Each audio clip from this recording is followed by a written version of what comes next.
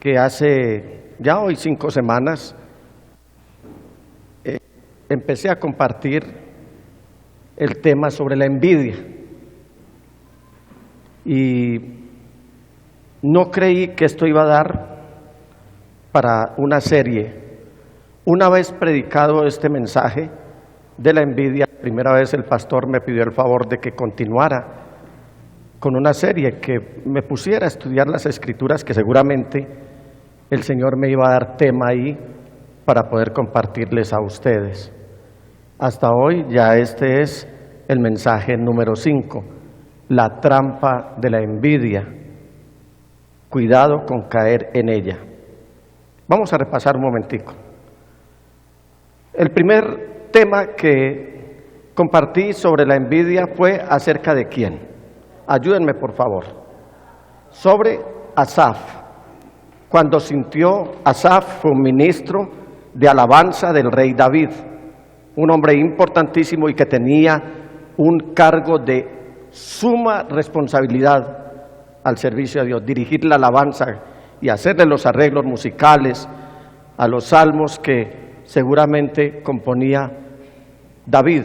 Además, el mismo Asaf compuso por lo menos 11 salmos, desde el 73 al 83, ¿cierto? 11, 73, 74, 75, 76, 77, 78, 79, 80, 81, 82, 83, 11 salmos compuso Asaf, desde el 73 hasta el 83.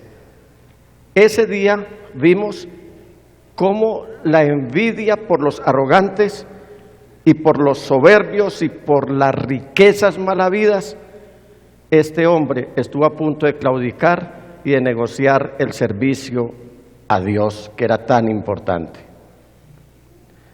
Luego vimos la envidia que tuvo Caín por su hermano Abel y cómo allí se comete no solamente el primer homicidio de la historia de la humanidad, sino el primer fratricidio.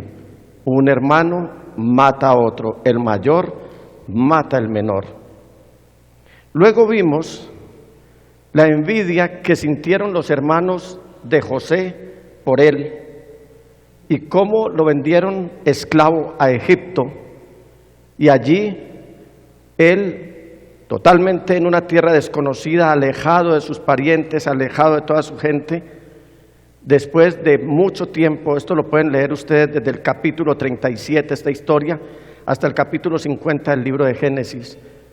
Entonces, cuando los hermanos de José vieron amenazada su integridad y hasta su vida, José le responde con una expresión conmovedora. Dice que con el corazón en la mano y llorando les dijo: el mal que ustedes quisieron hacerme, Dios lo ha hecho cambiar para bien, porque Él se había dispuesto a salvar la vida de muchas personas, entiéndase la nación de Israel.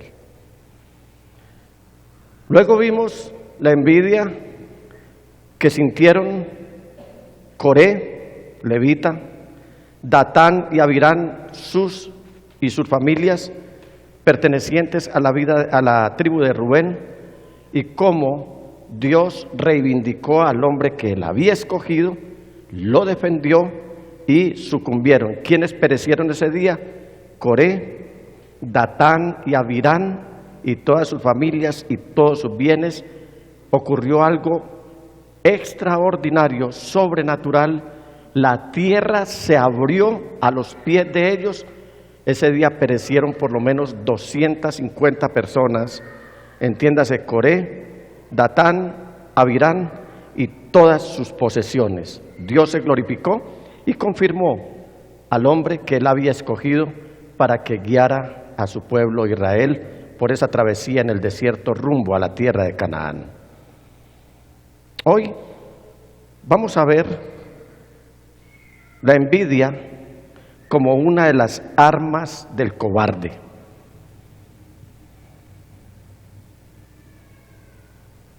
Porque el cobarde regularmente ni hace ni deja hacer.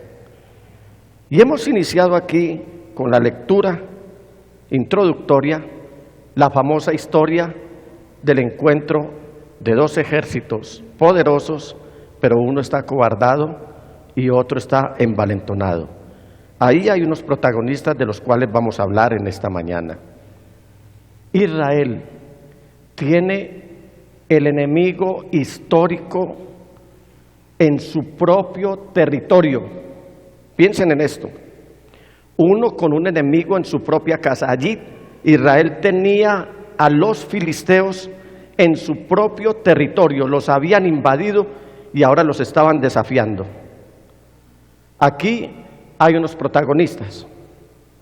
Está un hombre que está muy lejos de ese lugar donde se está librando la batalla, anciano por demás, llamado Isaí. Pero este hombre tiene en el frente de batalla a sus 3 hijos mayores.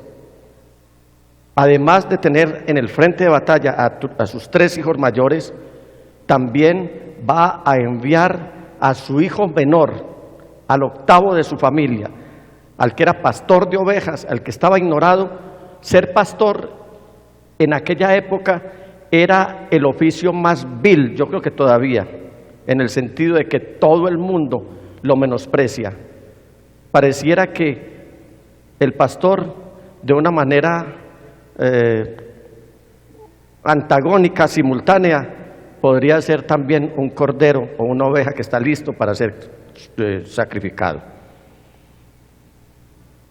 Hay una vergüenza por la cual está pasando Israel.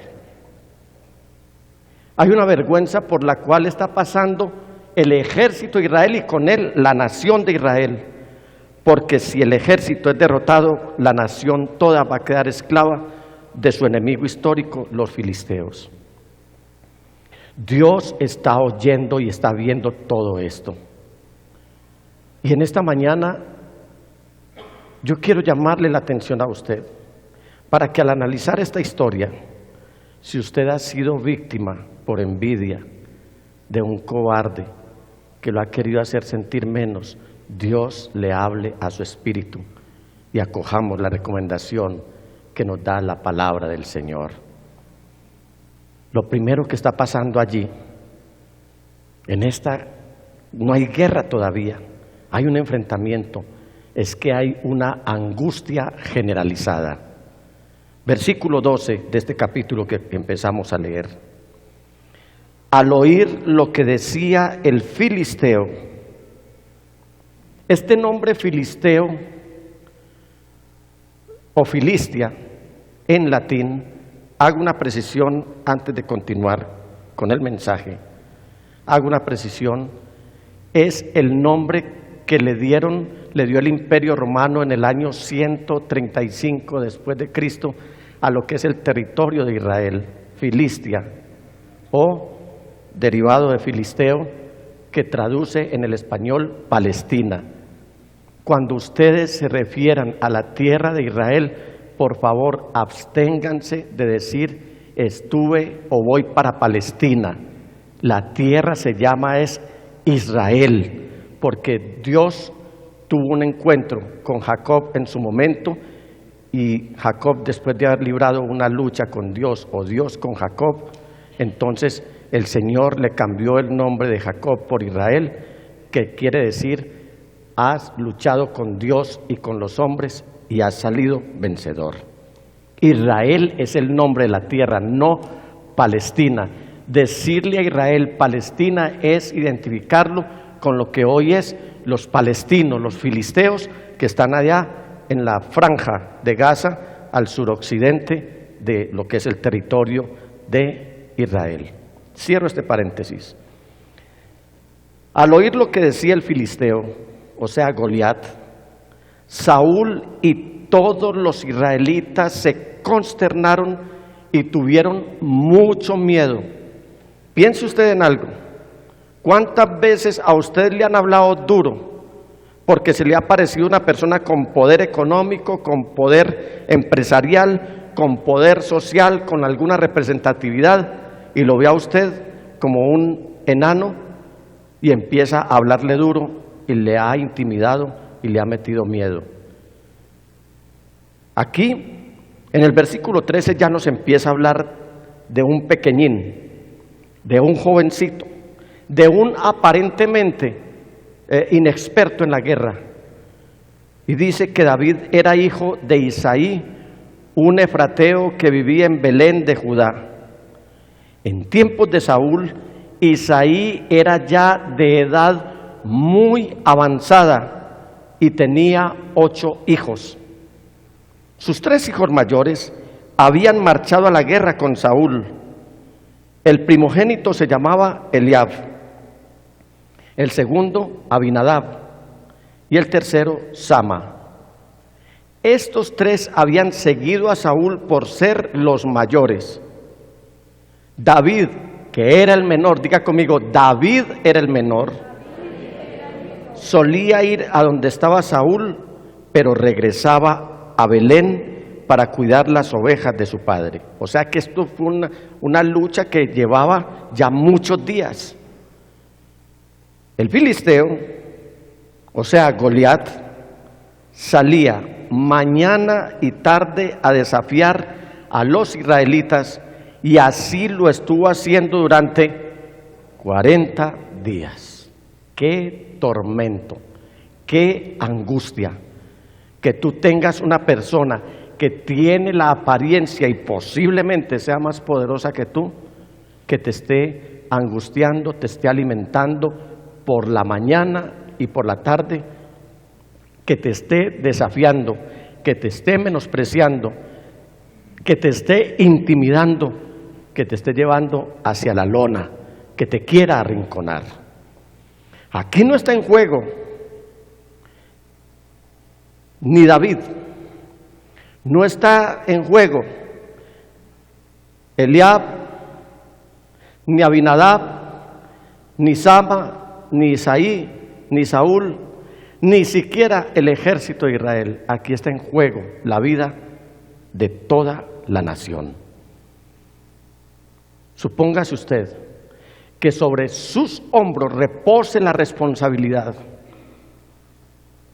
de asumir un reto y que depende de usted si se acobarda o si avanza, lo que pueda pasar con las personas que usted tiene a su lado.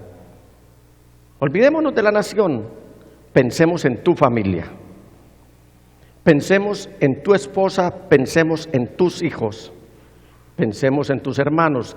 Algunos seguramente tienen sobre sus hombros la responsabilidad de una esposa, unos hijos, en muchos casos sus propios padres, en algunos casos sus hermanos y algunos parientes cercanos.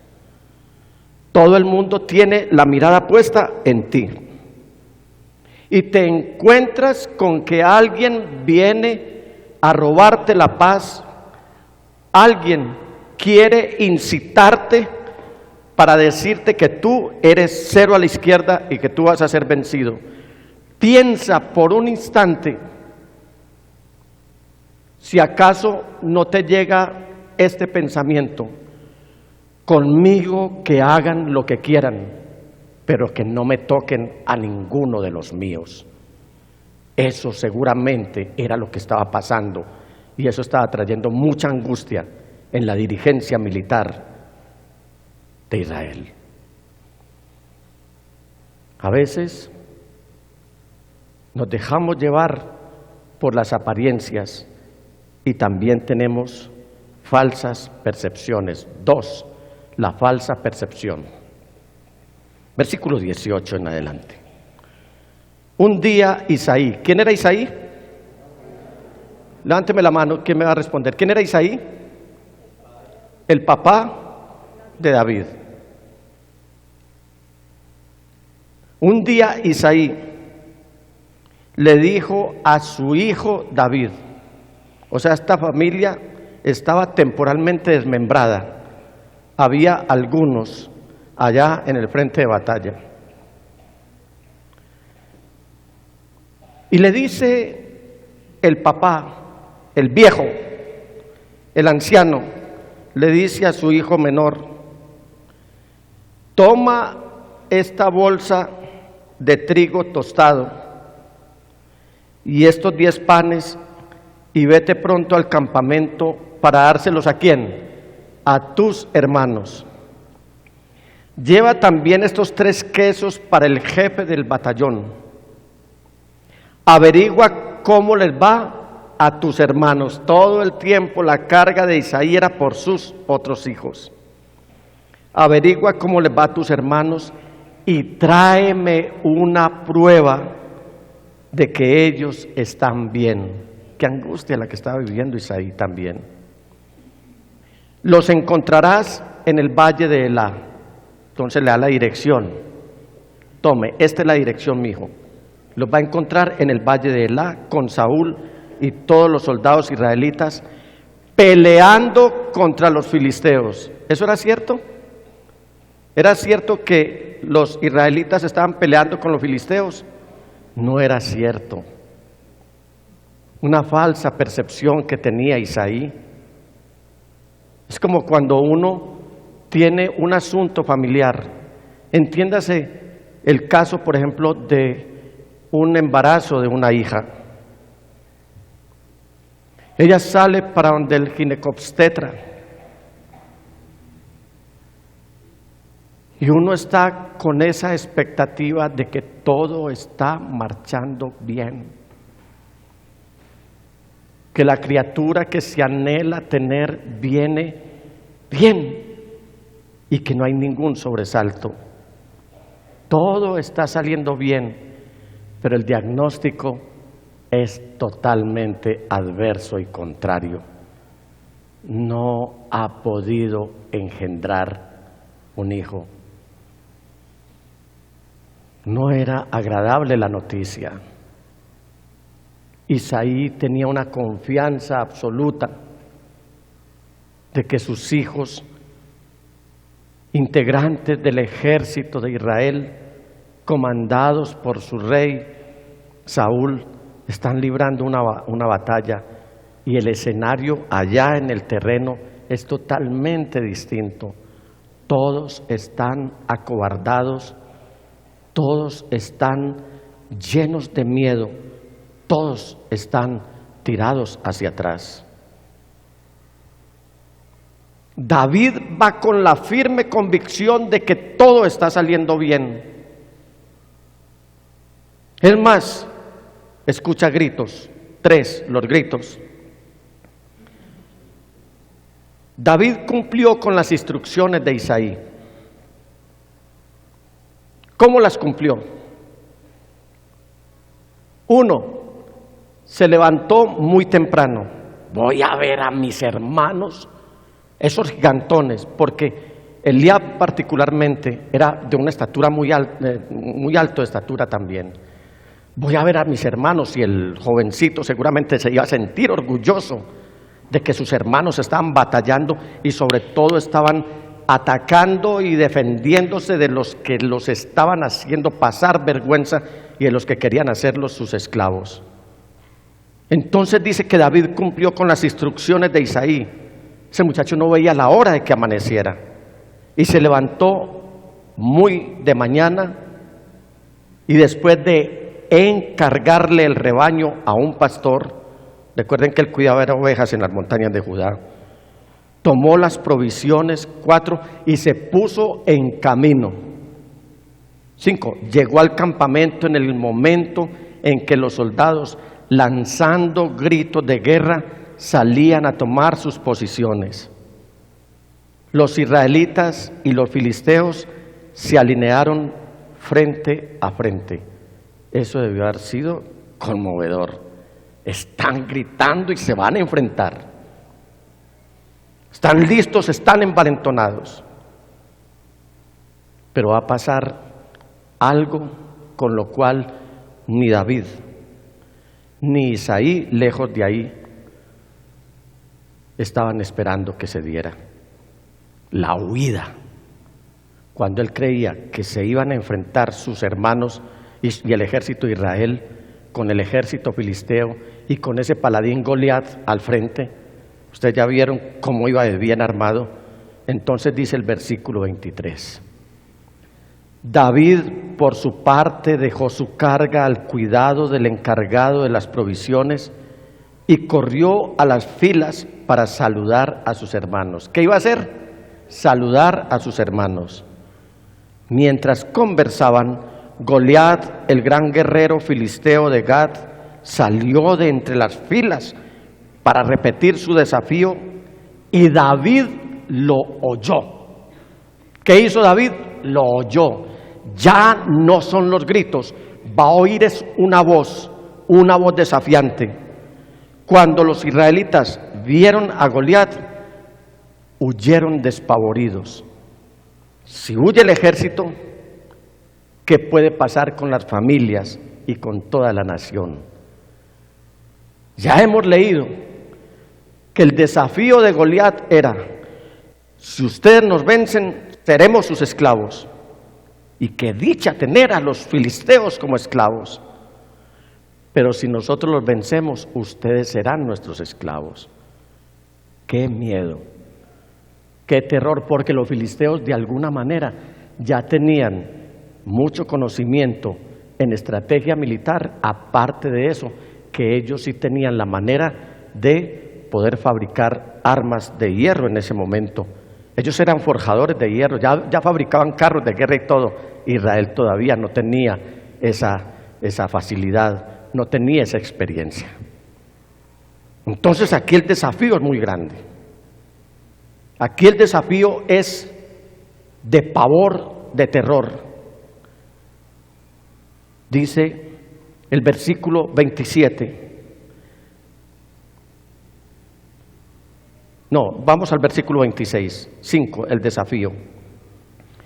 Algunos decían: ¿ven a ese hombre que sale a desafiar a Israel? Es decir, a la nación. A quien lo venza y lo mate, el rey lo colmará de riquezas, además le dará su hija como esposa, y su familia quedará exenta de impuestos aquí en Israel. Versículo 27. David preguntó a los que estaban con él: ¿qué dicen que le darán a quien mate a ese filisteo y salve así el honor de Israel? ¿Quién se cree este filisteo pagano que se atreve a desafiar al ejército del Dios viviente? David lleva una percepción muy distinta. Y aquí no está viendo al ejército de Israel como el ejército de la nación, sino el ejército del Dios viviente. Versículo 28.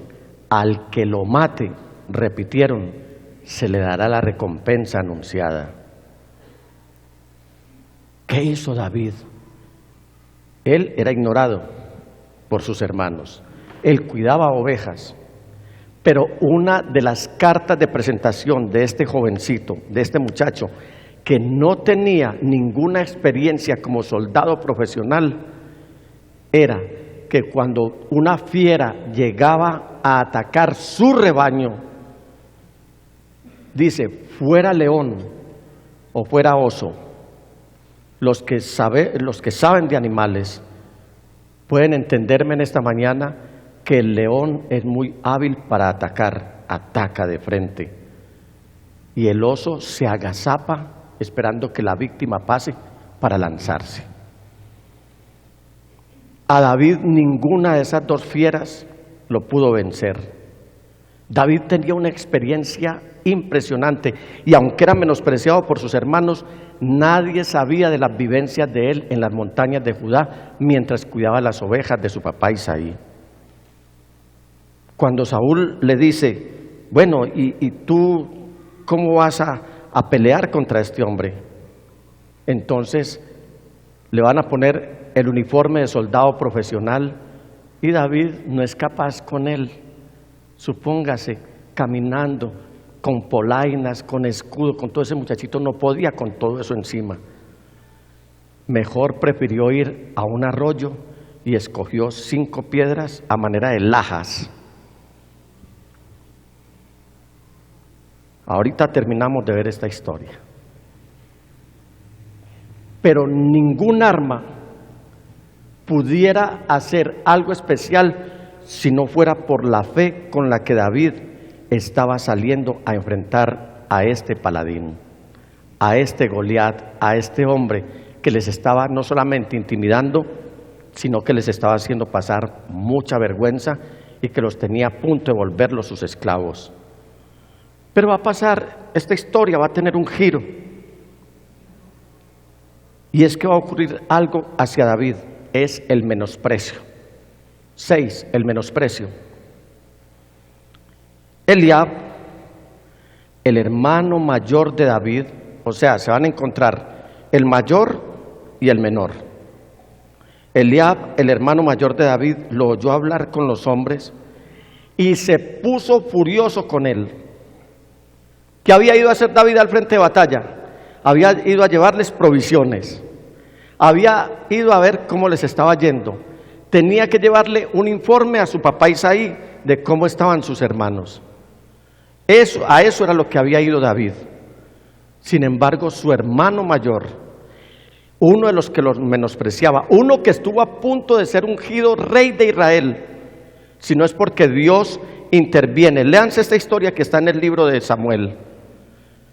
Cuando Samuel fue llamado o llevado a ungir el reemplazante de Saúl, entonces ve a este gigantón Eliab y Samuel va a ungir a Eliab y Dios le dice: un momentico, ese no es el que yo he escogido. Usted se ha dejado llevar por las apariencias, pero yo miro es el corazón. Entonces tenemos los dos extremos de esta familia, el mayor y tenemos el pequeñín, el menor. Y el mayor, que oyó hablar a David con los hombres, dice que se puso muy furioso con él. Le reclamó: ¿qué has venido a hacer aquí? ¿Con quién has dejado esas pocas ovejas en el desierto? Yo te conozco, eres un atrevido y malintencionado. Seguro que has venido para ver la batalla. Y David le contestó: ¿y ahora qué hice? Si apenas he abierto la boca. Solamente él estaba averiguando qué le iban a dar, qué le iban a hacer al que ganara. Y quiero que usted abra su Biblia ahí en el primer libro de Samuel, en el capítulo 17, porque vamos a darle curso a esta lectura para el desarrollo de esta historia. Vamos entonces al versículo 31. Vamos a leerlo con mucha atención. Pastor, te ruego que si me sirves de contingencia en caso de que me agote para que tú sigas con la lectura. ¿Lo tienen? Vamos a leerlo despacito porque tenemos buen tiempo. Algunos que oyeron lo que había dicho David se lo contaron a Saúl y éste mandó a llamarlo. Entonces David le dijo a Saúl: nadie tiene por qué desanimarse a causa de este filisteo. Yo mismo iré a pelear contra él. Este jovencito que acaba de llegar de Judá, ahora ya le está diciendo al generalísimo Saúl que él se va a enfrentar a ese ejército, él solo, cuando el ejército de Israel estaba todo acobardado. ¿Cómo vas a pelear tú solo contra este filisteo?, replicó Saúl. No eres más que un muchacho, mientras que él ha sido un guerrero toda la vida. David le respondió: a mí me toca cuidar el rebaño de mi padre. Cuando un león o un oso viene y se lleva una oveja de la presa, del rebaño, yo lo persigo y lo golpeo hasta que suelta la presa. Y si el animal me ataca, lo sigo golpeando hasta matarlo. Si este siervo de su majestad, dice David, ha matado leones y osos, o sea, ya es experto en matar fieras, lo mismo puede hacer con ese filisteo pagano, porque está desafiando al ejército del Dios viviente. El Señor que me libró de las garras del león, diga conmigo: el Señor que me libró de las garras del león y del oso, también me librará del poder de ese filisteo. Ojo que seguramente usted tiene algún león, algún oso o algún enemigo que lo está haciendo sentir acobardado, que lo está humillando todo el tiempo. Anda pues, dijo Saúl, y que el Señor te acompañe. Luego Saúl vistió a David con su uniforme de campaña, le entregó también un casco de bronce y le puso una coraza. David se ciñó la espada sobre la armadura e intentó caminar, pero no pudo porque no estaba acostumbrado. No puedo con todo esto, le dijo a Saúl. No estoy entrenado para ello, de modo que se quitó todo aquello. Diga conmigo, a veces he tenido que enfrentar retos para los cuales yo no estoy entrenado. Pastor, me lees hasta el versículo 45.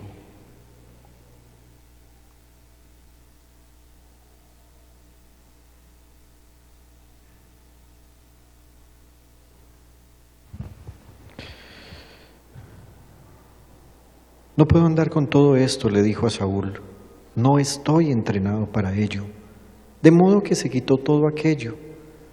Tomó su bastón, fue al río a escoger 5 piedras lisas y las metió en su bolsa de pastor. Luego, honda en mano, se acercó al filisteo. Este, por su parte, también avanzaba hacia David detrás de su escudero.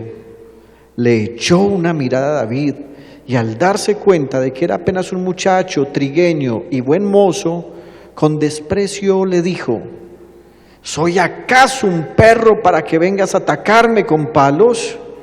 Y maldiciendo a David en nombre de sus dioses, añadió: ven acá, que les voy a echar tu carne a las aves del cielo y a las fieras del campo. David le contestó: tú vienes contra mí con espada, lanza y jabalina, pero yo vengo a ti en el nombre del Señor Todopoderoso, el Dios de los ejércitos de Israel, a los que has desafiado. Voy a llamar a Juan, por favor. Voy a estar listo para ser parte de las ilustraciones de los mensajes en la mañana. Y ahora, a ver uno... No, pues ¿para qué miro para los lados? Aquí estoy yo. ¿Para qué busco? Venga, Emanuel, por favor. Hágase aquí. Entonces miren ustedes la diferencia. Un soldado experto, un guerrero de tradición, el que es la insignia del ejército filisteo, el hombre que es entrenado para la guerra, solamente para la guerra. Al principio de la lectura que hicimos, ustedes vieron las características que identificaban a Goliat. Él está, como todo militar, luciendo todo su uniforme y casi que va a la fija. Y se le aparece un jovencito con una mano atrás y otra adelante. Y seguro sonriéndose como lo está haciendo Emanuel aquí ahora. ¿Ustedes no creen que Goliat se iba a sentir burlado? Eso lo llenó de ira. A ver, dile a Goliat, David: tú vienes contra mí. Tú vienes contra mí con espada y filo, pero yo vengo con la armadura de nuestro Señor Jesucristo. Ah, este sí me salió. Este sí está entrenado.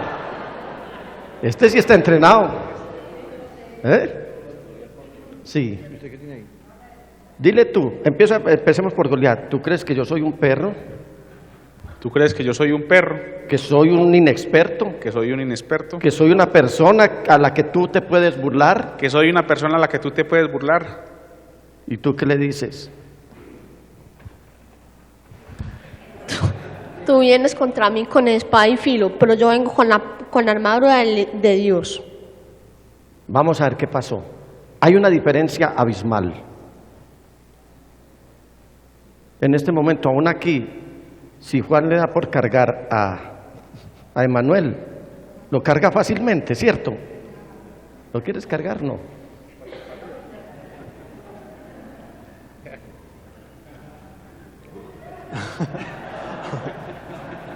Piensen en eso. Ahora pongamos a ese cargar a Juan.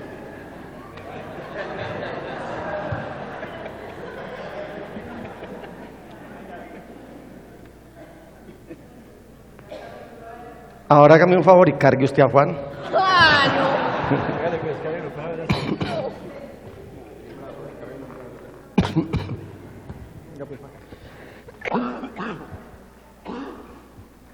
He ahí el representante del ejército de Israel y he ahí el representante del ejército filisteo que por un lapso de 40 días ha estado desafiando en la mañana y en la tarde a este ejército. Saúl también tenía buena estatura, Eliab tenía buena estatura. A lo mejor el más alto de los filisteos era Goliat. Israel tenía gente también de buena estatura. Pero mire cómo sigue. Gracias, mis hermanos. Mire lo que le dice este jovencito a este Goliat. Hoy mismo el Señor te entregará en mis manos y yo te mataré y te cortaré la cabeza. Hoy mismo echaré los cadáveres del ejército filisteo a las aves del cielo y a las fieras del campo, y todo el mundo sabrá que hay un Dios en Israel. Todos los que están aquí reconocerán que el Señor salva sin necesidad de espada ni de lanza. La batalla es del Señor y Él los entregará a ustedes en nuestras manos. En cuanto el filisteo avanzó para acercarse a David y enfrentarse con él, también este corrió rápidamente hacia la línea de batalla para hacerle frente. Es que esto es conmovedor. Este le sale, bueno, yo no soy Goliat. ¿Y qué dijo? Todos ellos van a pensar, ¿quién dijo miedo? Y a correr. Si he hecho correr durante 40 días a todo el ejército, hasta piltrajas y qué más. ¿Y sabe qué dijo David? ¿Qué hizo David? Corrió para hacerle frente. No le dio miedo. Y sigue diciendo, metiendo la mano en su bolsa, sacó una piedra con la honda, se la lanzó al filisteo, hiriéndolo en la frente. ¡Qué experiencia! Ya él estaba experto en matar leones y en matar osos. Ya sabía, David sí podía decir, de él sí se podía decir que donde ponía el ojo, ponía la bala. Y sigue diciendo, con la piedra incrustada entre ceja y ceja, el filisteo cayó de bruces al suelo. Así fue como David triunfó sobre el filisteo. Lo hirió de muerte con una honda y una piedra y sin empuñar la espada. Luego corrió a donde estaba el filisteo, le quitó la espada y desenvainándola, lo remató con ella y le cortó la cabeza. Cuando los filisteos vieron que su héroe había muerto, salieron corriendo. Entonces los soldados de Israel y de Judá, dando gritos de guerra, se lanzaron contra ellos y los persiguieron hasta la entrada de Gat y hasta las puertas de Ecrón. Todo el camino, desde Saharayín hasta Gat y Ecrón, quedó regado de cadáveres de filisteos. Pastor, versículo 53 hasta el final. Leo el 53 mientras tú te acomodas. Cuando los israelitas dejaron de perseguir a los filisteos, regresaron para saquearles el campamento. Luego, David tomó la cabeza de Goliat y la llevó a Jerusalén, pero las armas las guardó en su tienda de campaña. Anteriormente, Saúl, al ver a David enfrentarse con el filisteo, le había preguntado a Abner, general de su ejército: Abner, ¿quién es el padre de ese muchacho? Le aseguro, su majestad, que no lo sé. Averíguame quién es, le había dicho el rey. Tan pronto como David regresó, después de haber matado a Goliat y con la cabeza del filisteo todavía en la mano, Abner lo llevó ante Saúl. ¿De quién eres hijo, muchacho?, le preguntó Saúl. De Isaí de Belén, servidor de su majestad, respondió David. Muy bien. Quiero devolverme al punto 4, porque hoy aquí yo sé que el Señor le va a dar libertad a una persona, pero todo depende de la acción que usted tome y de la decisión y la responsabilidad que usted asuma en esta mañana. ¿Podría uno inferir aquí que David, más que ir a llevar trigo tostado y a llevar provisión para sus hermanos y queso, piensen ustedes a qué huele el queso?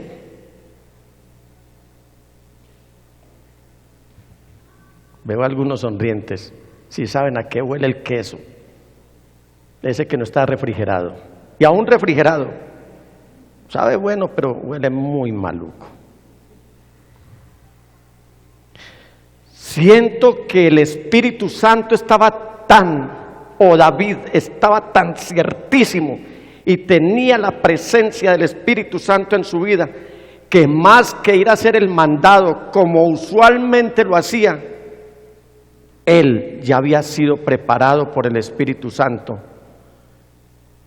para que no solamente le diera la victoria a Israel, le quitara la ignominia por la cual estaba pasando, le diera la vergüenza a Goliat, sino que se quitara de encima por lo menos a su hermano Eliab, que lo estaba humillando y que de alguna manera sentía envidia por él. Aquí había un asunto más espiritual. Tan cierto es que David se lo dice a Saúl, se lo dice a Goliat, es que Dios, el Dios a quien sirvo, no precisa de armas para ganar la guerra. Él sabía que esto era un asunto espiritual, que no era un asunto físico, y aunque se iba a materializar, aquí la preparación era más espiritual que de una estrategia militar. ¿Qué hizo David? Dice la palabra del Señor. Vamos al punto 3, por favor. Dice que David cumplió con las instrucciones de Isaí. Esto es muy diciente. Él sabía cómo eran sus hermanos con él. Si usted lee en el episodio cuando Samuel fue a ungir rey para Israel en la familia de Isaí, ni siquiera David estaba ahí en la familia. Y entonces Samuel con la redoma lista para ungir. Viene Eliab, viene Abinadab, viene Sama, y ninguno de ellos es. Pasan los otros 7 y ninguno. Y Samuel esperando que Dios le diga cuál es el rey. Y él de una manera muy sabia le dice a Isaí, ¿acaso no tienes otro hijo? Ah, sí, por allá está el chiquitín. Hay uno que está en la montaña, es el que cuida mis ovejas. Pues mándelo llamar porque ese es. Ese era el rey. Ese era el que iba a gobernar Israel. Era ignorado. Era una persona que seguramente estaba siendo sometido a todo tipo de insultos, de menosprecios, cuando no de envidia. Porque seguramente Sama o Eliab o Abinadab, alguno de ellos sabían cuál era la agilidad con la que David mataba a las fieras cuando veía amenazada la integridad de su rebaño. ¿Qué hizo David? Lo primero, ahí tiene usted unos numeritos pequeños en azul. Yo le digo lo primero y usted me va a decir ¿qué hizo David? ¿Qué hizo David? Lo primero que hizo. ¿A qué horas? ¿A qué hora se levantó? Muy bien. ¿Qué más hizo? Responsabilidad. Mire lo que hace. Después de encargarle, diga, encargarle el rebaño a un pastor, no dejó las ovejas allá expuestas. 3, ¿qué hizo? Tomó las provisiones. 4, ¿qué hizo? Se puso en camino. 5, ¿qué hizo? Llegó al campamento. Ese muchacho estaba ansioso, a pesar de que se iba a encontrar con lo mismo que le estaba diciendo su hermano todo el tiempo. Vamos a hacer algunas reflexiones, porque hoy quiere, como les dije, el Señor levantar a alguien aquí. Hay un dicho por ahí, cuando se cometen asesinatos, robos y todo tipo de delincuencia, que eso es un trabajo sucio. Aquí yo les voy a decir, y lo voy a decir entre comillas, hay un trabajo sucio. Ese que casi nadie quiere realizar. Es un trabajo que parece imposible de llevar a cabo. Es un trabajo que resulta de pronto hasta ingrato, sus resultados no son los que se esperan. De pronto es un trabajo que te va a causar más dificultades de las que esperas. Nadie quiere hacer ese trabajo. En este caso, enfrentar al gigante Goliat era uno de esos trabajos. Nadie lo quería hacer, ni Saúl, ni los soldados más bien entrenados. Preferían mejor que se insultara a Dios por parte de un pagano. A usted no les da rabiecita, hermanos, y no los estoy incitando al odio, pero ustedes no sienten rabiecita cuando la gente del mundo empieza a insultar a Dios. Cierto que eso le da a uno cierto escozor, cierto como que se vuelve uno un león con ganas de ir a despedazar. ¿Cuál Dios? ¿Quién es Jesús? Jesús es el producto, dicen, de una canita al aire que María se echó mientras iba a las montañas de Judea a visitar a su prima Elizabeth. Y uno oye todo eso y eso le repiña en los oídos. Dios, ¿dónde estás? ¿Acaso si existes? ¿Dónde estás que no apagas esos incendios en Australia? ¿Qué Dios va a existir cuando los niños están muriendo de hambre? Vomitan fuego contra Dios. David estaba oyendo todo esto. Y esto se estaba dando durante 40 días. Y los soldados de Israel lo estaban escuchando. Soportaron todo tipo de burlas de Goliat, que era como el vocero del ejército, burlándose del Dios viviente, del Dios que todo lo puede. Y no había ni uno solo en el ejército de Israel que se atreviera a enfrentarlo. David, cuando ve esta escena tan dantesca, tan llena de vergüenza, tan llena de todo tipo de burla, Goliat y los filisteos estaban trapeando esos campamentos con todo el ejército del Dios viviente, y más grave aún, con el mismo Dios. Cuando David vio que nadie iba a hacer esto, se ofreció como voluntario para esa tarea. Pasaba algo. Ni siquiera los hermanos de David creían en él, principalmente su hermano mayor. Recordemos que David era el menor. Veamos algunas características de David. David no era un soldado. ¿Era soldado? No. ¿Qué era David? ¿Qué era? Pastor. Otra característica: no había recibido un entrenamiento adecuado como para librar dicha batalla. No tenía armadura, no tenía escudo, no tenía espada. Se lo repito, no era un soldado, no había recibido un entrenamiento adecuado como para librar dicha batalla, no tenía armadura, no tenía escudo, no tenía espada.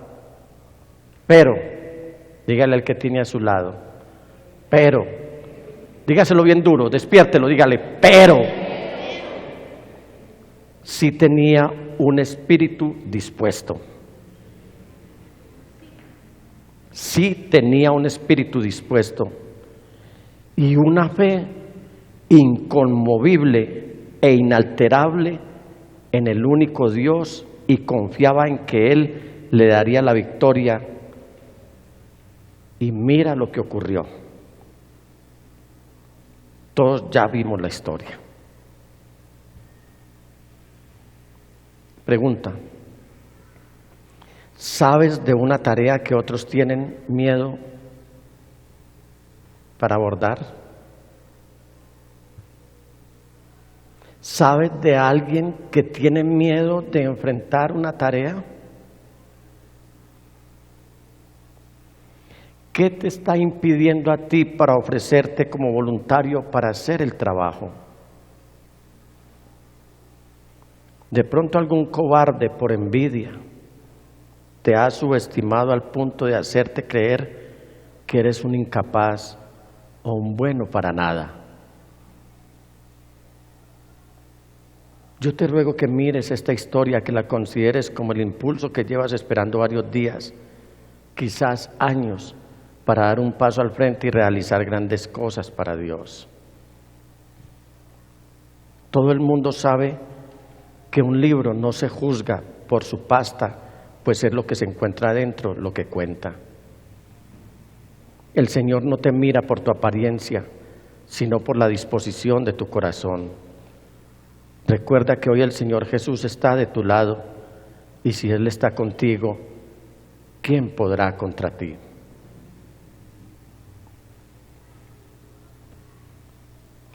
¿Cuántos han sufrido porque una persona llena de envidia los ha menospreciado y no los ha dejado cumplir con la tarea que han querido cumplir? ¿Cuántas veces te devolviste de la puerta de la escuela porque había compañeritos que te decían que tú eras un bruto, que no servías para nada, que qué ibas a aprender?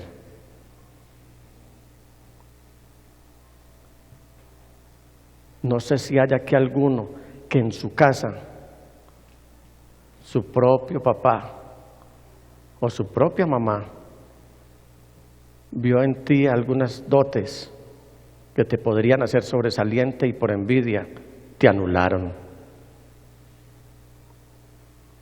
¿Cuántos han anhelado alcanzar un título profesional y no han podido porque hace mucho tiempo alguien les dijo: ¿qué vas a ir a la universidad? Así alcanzaras la carrera, nunca vas a encontrar un espacio donde desarrollar tu profesión. ¿Cuántos se negaron a aceptar un cargo superior en la empresa donde desempeñan su trabajo porque alguien les dijo que no eran capacitados para ese cargo? ¿Cuántos en este momento tienen una vida anulada porque alguien parece que los hubiera condenado a decirles que no sirven para nada y hasta hoy siguen cargando esa cruz?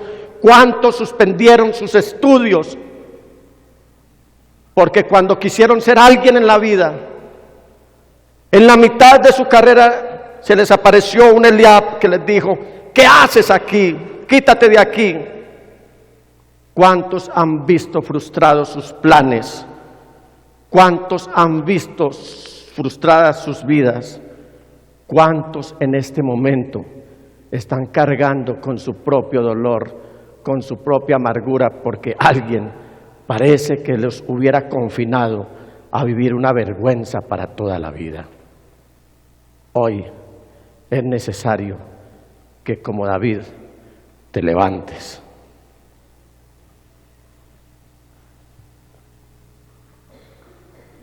¿Qué más hizo David?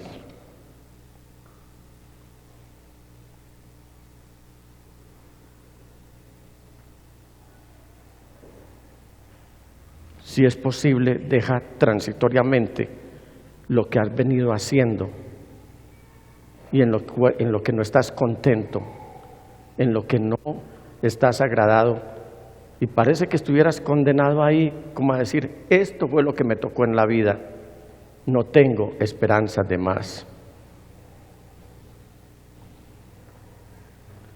Seguramente te has conformado con lo poco que Dios te ha dado.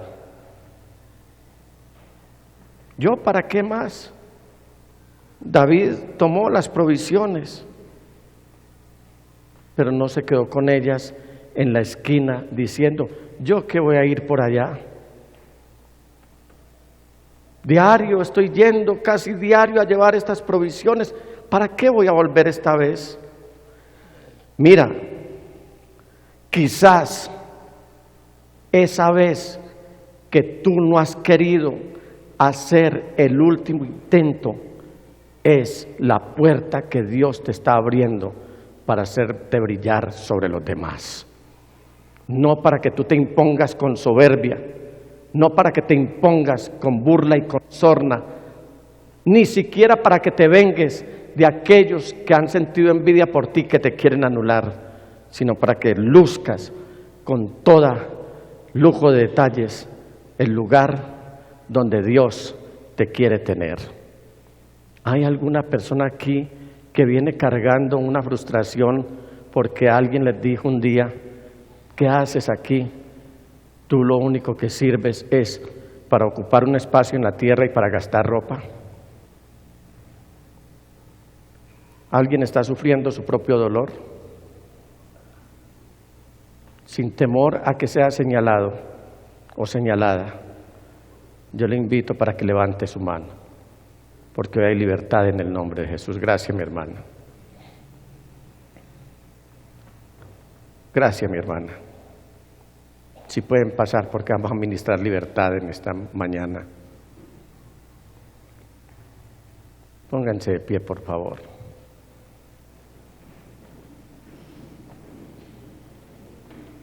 Que a partir de hoy la gente no te vea por lo que tienes, sino por lo que eres.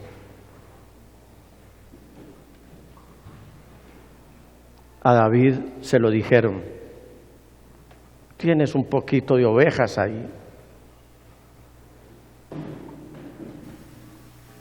pero ignoraban quién era él en Cristo Jesús. ¿Alguien más quiere pasar? Venga, deje esa carga. Hoy hay libertad para ti en el nombre de Jesús. Álvaro, ya no más. Levántate, porque el Señor quiere quitarte esa carga que ha venido y ese dolor.